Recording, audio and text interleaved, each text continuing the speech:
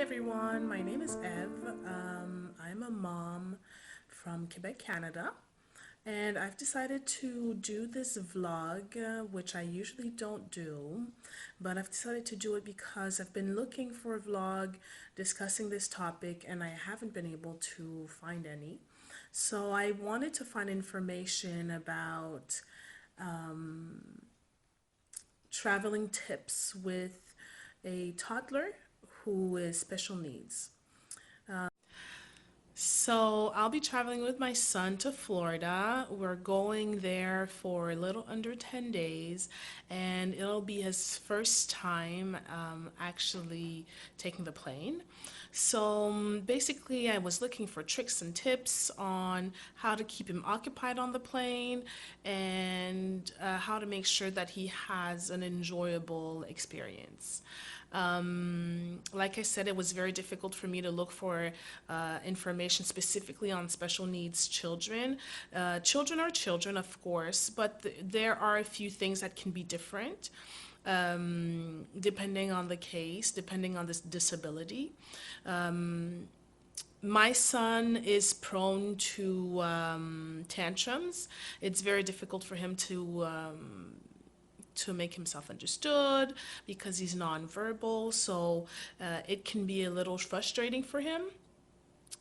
And it's important for him to really understand what's going on, so he needs a bit more tools.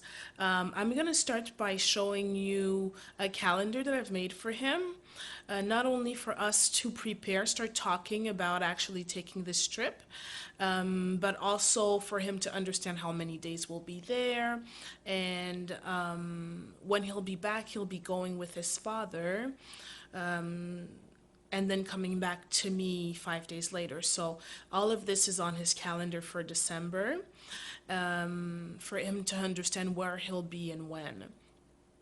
And also, I'll show you a social story that one of his therapists has made for me. So, a social story basically is a short story telling the child what will happen in a specific situation.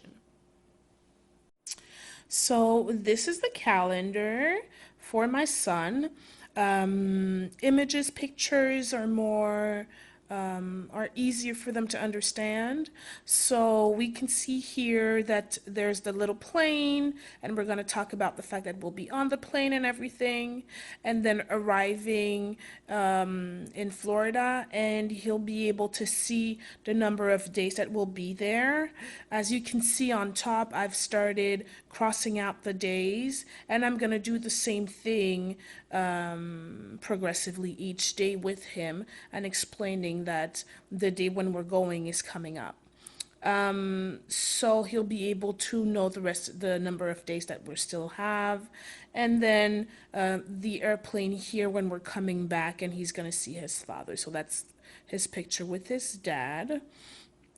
And he'll be there for a few days and then coming back to me. We also have the social story. So the social story, the principle is really straightforward, pictures and short sentences. So this is something that I'm going to do with him at bedtime, I'd say maybe a week before we go. Just once, and it explains the different steps. So here it's written in French because we're francophones. So here you see that it says that he'll be leaving with myself, his grandmother, his aunt and uncle. And it tells him that he'll be taking the plane and that the plane flies in the air. So details like this. And what I think is very interesting here, it says what type of activities we'll be doing when we go there.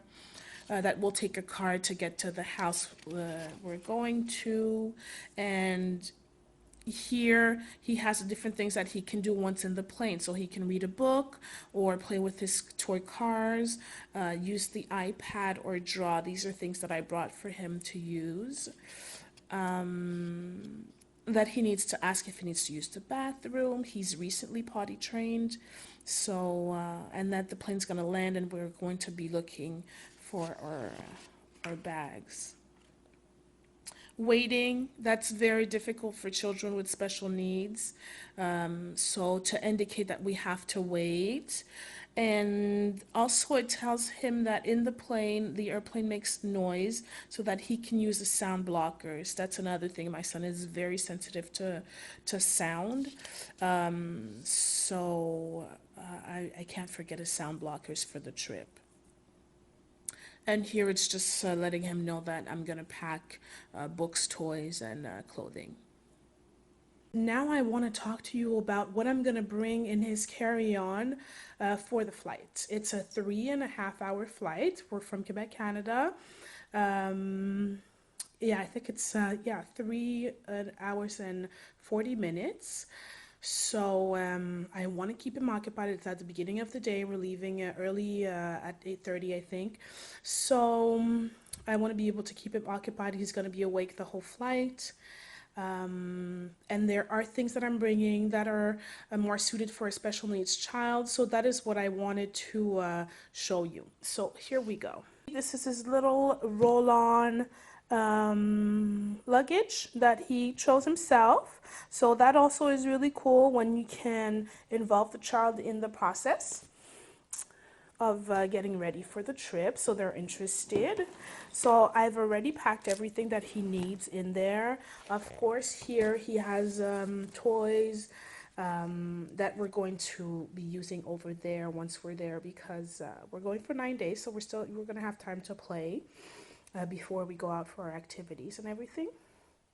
So I'm going to take out everything one at a time, but first I wanted to show you that we're going to leave with the iPad. On the iPad I put games, new games. That's always interesting, and I downloaded a few episodes of his favorite shows, so he's gonna have that. And here we have the earphones that I bought at Walmart. They were $15. They're the earphones on which the volume is controlled for little ears, so that's perfect. This is more specific to special needs children. My son is nonverbal, and sometimes it can be difficult for him to understand what's going on. So he uses these pictograms to express himself, and I use them to explain certain things. So for example, I could have on this a strip of the different steps of our day. For example, taking the plane, sitting down in the plane, and then going to landing, going to get a luggage, something like that, for him to understand the different steps of a day or an activity or an outing. So here you can see he has all sorts of things out because he uses it a lot. But inside there's food, there's a section for toys, another section for activities and outings. So all sorts of things. I'm also taking this here to provide some sensory input. It's a little squishy inside. His hourglass, it's a 2-minute one. So maybe just if we have to finish an activity or something, I use it usually for transitions. Transitions are very difficult for my son, so I use it for that. Inside his luggage, we have other sensory things. For example, a tangle, just to keep his hands occupied. I'm taking the Terra Pressure brush. I usually don't use it with my son, but I know that it's been used on him at his special needs school. It's a brush that gives sensory inputs and can be very calming for some children. So if I really feel that he's stressing out or anything, I can try to use that on him. This is just a little bean bag. These are vibe critters, they call them. They provide vibration, again, sensory input. The children can put this in their mouths or just apply it to their hand or their face if they want to. So he has two. This one he can chew because it's really floppy. The wings are floppy. His sound blockers I'm bringing specifically for the flight, for departure and arrival when we're going to land. Sometimes there's a bit of noise in the plane, so in case he needs sound blockers because it's too much noise. He's very sensitive to noise. He has this little toy here that he can squish and pull at. It's really floppy, and it gives a lot of sensory input in terms of feeling, tactile sensory input.